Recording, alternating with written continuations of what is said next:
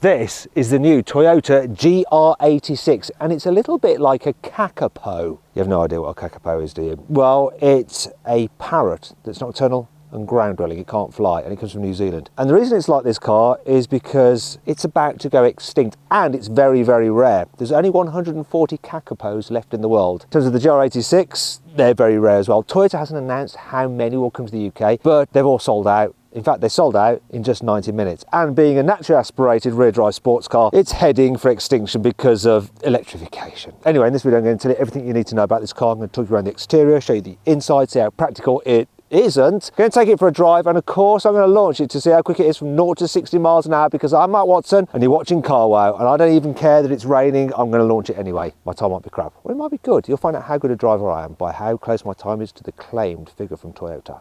No pressure. Buy, sell, Car Wow.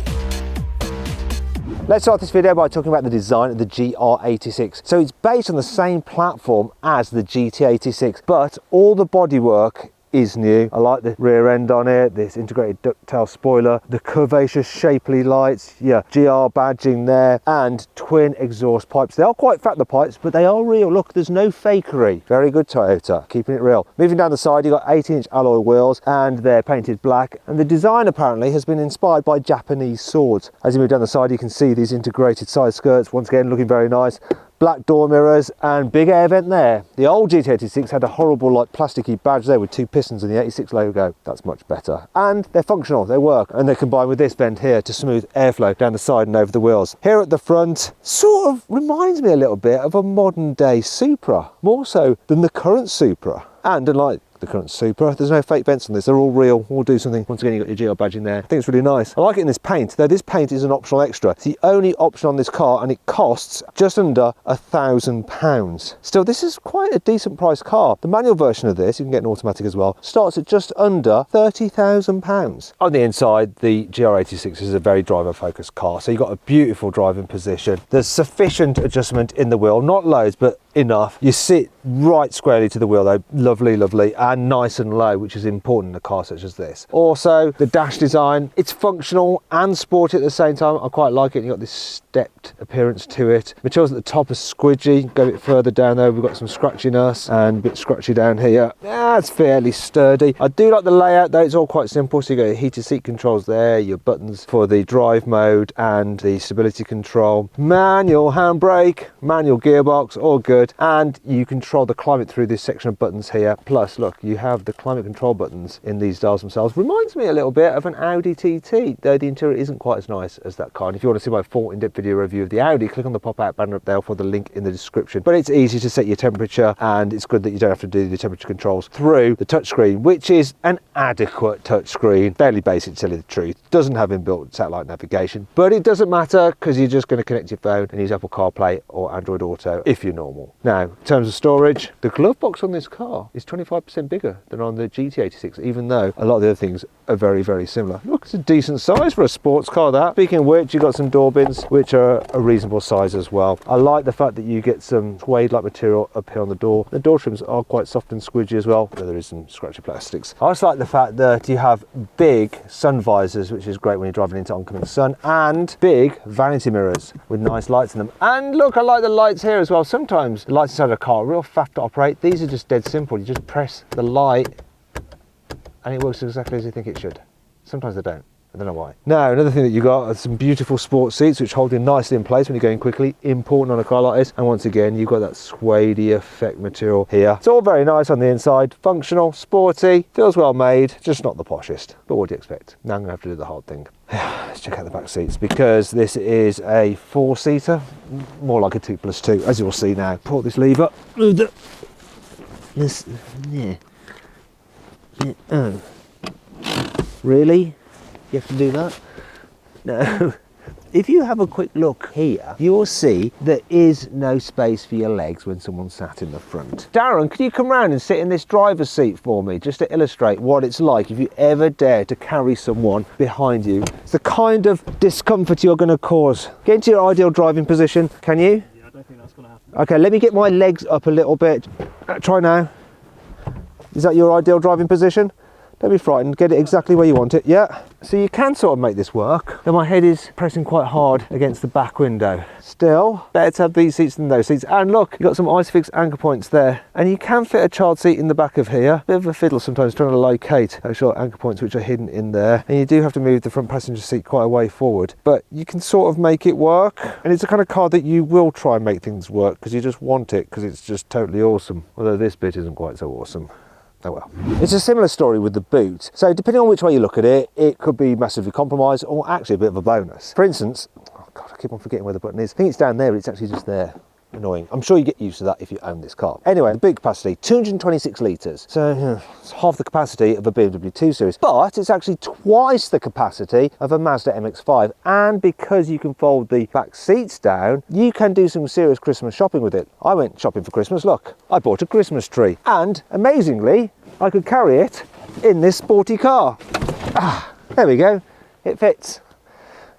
You wouldn't be able to do that in a Mazda MX-5.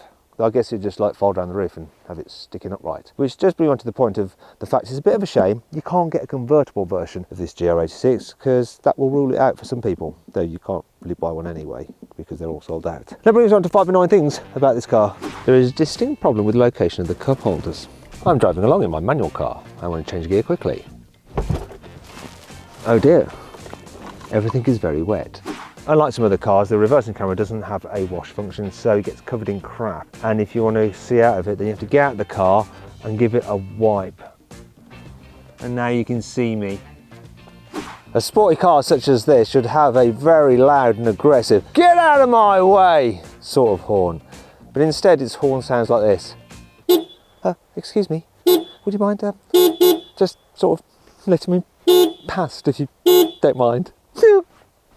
For some reason, the manual version of the GR86 just has normal bog standard cruise control, whereas you get clever adaptive cruise control, which can keep you a safe distance from the car in front, and auto steer to keep you in lane if you have the automatic version. Now, I might be thinking that's because they can't possibly have that system working with the manual gearbox, but with the Toyota GR Yaris, you have fully automatic cruise control and it's manual. So why haven't they deployed that same tactic here? It's very annoying. Another thing that you don't get on the manual version of the GR86, which you do on the GR Yaris, is an auto blip function when you change down a gear. And you might be thinking, well, you should be able to heel and toe anyway, but sometimes you might not want to, and you can always turn it off if you don't want to use it. Better to have the option. Anyhow, it's not all bad. Here's 5 cool things about the GR86. And one thing that is definitely better than GR Yaris is the sound of the engine. For starters, it's got 4 cylinders instead of 3. There's no turbocharger, it's naturally aspirated, and it's a boxer flat 4, which sounds nice. Go on, start it up, let's hear some revs. Rev it.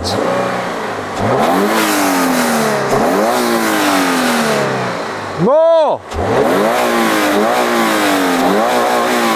Oh, it's got a really nice hard edge mechanical sound, and there's no soft limiters.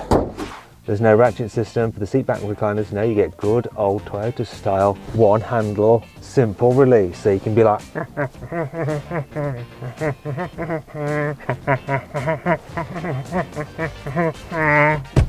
the old GT86 had the same tyres on it as the Toyota Prius, which were basically low grip tyres for efficiency rather than high grip tyres for handling, which is what this car has. They've upgraded to Michelin Pilot Sport 4s, which should help me when I come to launch it a little bit later in the video. I like the way that when you start this car, you get the GR logo spin round and then these lines move in and out like the Boxster engine punching like that. Seems a bit rude. Anyway, I always like the fact that you get some dedicated performance dials. Look, there's a lap timer there, then you have a power and torque curve, and a G meter. Plus, when you put the car into track mode, not only does it reduce the stability control intervention for a bit more fun, you also get some bespoke dials, which focus on revs. Though actually I prefer the normal dials, they just look better. Unlike other Toyotas, the GR86 gets a 3-year instead of the normal 5-year warranty, which you might be thinking, oh, it's a bit rubbish. However, if you get the car serviced for the next 7 years at a Toyota dealer, they will add on an extra year's warranty, which means that theoretically in total you could have 10 years warranty. The GR86 is based on the same chassis as the GT86, but it's been significantly overhauled. So while the exterior dimensions are the same, underneath it's a bit different. For instance, you've got a rated suspension with new dampers and springs. You've also got the anti-roll bars now connected to the subframes to make them stiffer. Speaking of stiffness, Toyota have used extra bonding in the body to make it even more rigid than before. In places, it's 50% stiffer than the GT86 was. That's not all though. They fitted it with an aluminium bonnet and roof to help keep the weight down. That said, it still weighs in at 1,276 kilos, which is 50 kilograms heavier than the GT86. I wonder if that increase in weight is to do with the bigger engine. Here it is then, a 2.4 litre Boxer 4-cylinder engine, which is an increase in capacity of 400cc over the 2 litre Boxer 4 in the GT86. Powers up to 234 horsepower compared to 200 in the GT86, but more importantly, torque is up as well. 250 newton meters in this compared to 205 newton meters in the old GT86. That was the problem with that car. It's a little bit gutless. You still got the same setup in the way that it's front engine, rear wheel drive, and you can get it with a 6-speed manual or a 6-speed automatic. Also, you've got a limited slip differential on the rear axle as well. Proper sports car setup. The only problem is that they're all sold out, so you can't buy one. It might seem a little bit odd to start the driving section of a review of a sports car such as the GR86 by testing it in town, but it's actually quite important because sometimes you're going to have to drive a car like this in town. So let's see what it's like. First things first, the view out the front window, also known as the windscreen, is brilliant. Got a low dash, it's nice and wide, the rear view mirror doesn't obscure much. It's not like the Toyota GR Yaris, which I've got. The view out the front is terrible. This is really nice, even though you're sitting dead low down. Great visibility. You've got a good view out the back window as well. The other thing is the turning circle is quite good, 10.8 meters. Look, I'm going to do a U-turn in this little spot here. Look, I'm going to cock it up now, not make it round. Oh, I am. Look, hey, let's do it with that curb in these wheels. Yeah, look at that. So the turning circle is not quite as good as a Mazda MX-5, which is really tight, but it's better than an Audi TT or a BMW 2 Series. Makes it easy to drive in town, and the steering is reasonably light when you're just pottering around like this. So the brakes, they're strong, but they have feel to them, so it's easy to control them. You can just reduce your speed very gradually if you want to. They never feel grabby, yet if you stomp on them, boy, they work really well. Now, if you are going to be spending a lot of time in town, you might think, oh, do you know what, I might get the automatic version of this car. But no! Do not do that. Do not buy a car like this and get the auto. Please don't, because half the joy is changing gear, and even changing gear in town is fun because you're just interacting with the car, and the clutch pedal, it's not too firm, and the gear change is just glorious. Oh, you know, when you're bored, stuck at a traffic light, don't get on your phone, which is illegal. Just instead row the gears a little bit and be thankful that you bought a really exciting, fun manual sports car. Well done you. Tap, tap, tap. You're a true motoring enthusiast. There is something else I should point out about this car as you're driving around town. Suspension. Yes, it's a sports car, so it's on the firm side, but it's not uncomfortable even when you go over bumps. Let me find some bumps to go over. Classic, isn't it? The time when you need to find some bumps to illustrate in a video, you can't find any. Normally, there's loads of bumps over British town and village roads. Oh, here's a manhole cover, let's do that. There's a drain. Yeah, that's fine. There's another bump there. Oh, yeah, that's fine. It's because the car's relatively light. It doesn't need firm suspension to stop it leaning too much in the bends. It's good. I'm comfy in it. I can feel the road through my bottom, but I want to in a sports car, but it's not uncomfy. It's how it should be. Actually, do you know what? Even in that little drive just there through town, haven't razzed this car, I can sense that it is a great car. Just through the controls, everything that I touch and interact with just feels right, well judged, like they spent a lot of time working on it. And that really is a great sign. And now we're going to go quicker, and this is where it should excel. Oh, by the way, great day for testing a rear drive sports car. Good old Britain. Can you hear that? There is a downside to this car. One of the ways they've made this car light is to not fit it with that much soundproofing. As a result, you get a lot of road noise entering the cabin and reverberating round. That is tiresome on a long journey. You're going to have to turn up your stereo quite loud. Another thing I've noticed is if you're doing Bluetooth calls, you have to talk quite loud so that people can understand what you're saying. The person on the other end of the phone knows for sure that you're driving. One of the problems with the old GT86 was that the engine was gutless. So let's try this one. I'm going to accelerate in 4th gear from 40 miles an hour like I'm joining a motorway. Here we go. It's all right. You still have to rev it to get the most out of it, and it doesn't take off like a turbocharged coupe would do. but it's all right. However, I think if you are doing lots and lots and lots and lots of miles and you want a sporty looking car that's also fun to drive, you might be better off with a BMW 2 Series. And if you want to see my full in-depth video review of that car, just click on the pop-out banner up there or the link in the description below. Me though, I would have this, and I'll tell you why now. You see, you get this thing on a twisty road.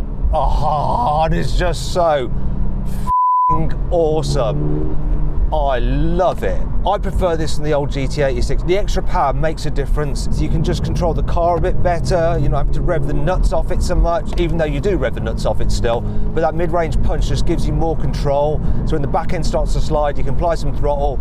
It will send the weight to the back, give you more grip, and oh, yeah, you can dial out the oversteer. And the gear shift just comes alive out here. I mean, it's great round town, but here on a twisty road, and the pedals are close enough together that you can actually heel and toe, unlike in my GR Yaris. Now, if I was in my GR Yaris though, I would be able to go a bit quicker on these roads because four-wheel drive traction. But this is remaining fairly stable considering. And because it's not got turbocharged punch with a load of torque, you don't just end up spinning up your rear wheels at any slight dab of the throttle. It's really, really good. Can't believe how much fun it is in the wet. Ooh, and then get on the power, being rear wheel drive as well. Classic sports car setup.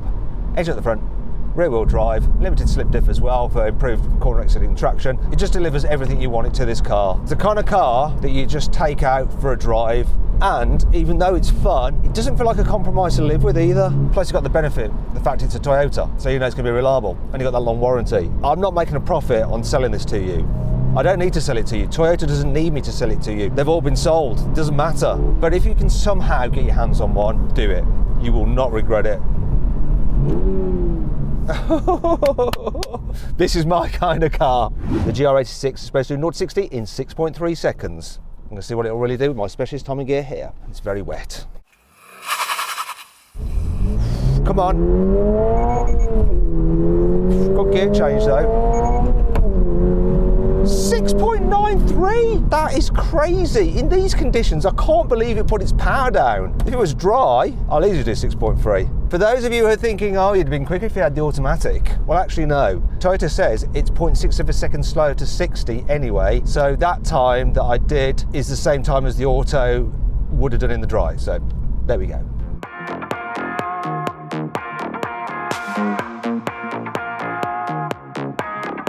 So then, what's my final verdict on the Toyota GR86? Should you avoid it? Should you consider it? Should you shortlist it? Or should you just go right ahead and buy it? Well, this verdict is pointless because you can't buy it. However, if you could buy a time machine and go back in time to when they originally put the car available for sale and you reacted within the first 90 minutes, then you could have bought one. And if you could do that, then you should do that. And this is the most nonsensical verdict I've ever given. Basically, I think this car is brilliant, and that's the end.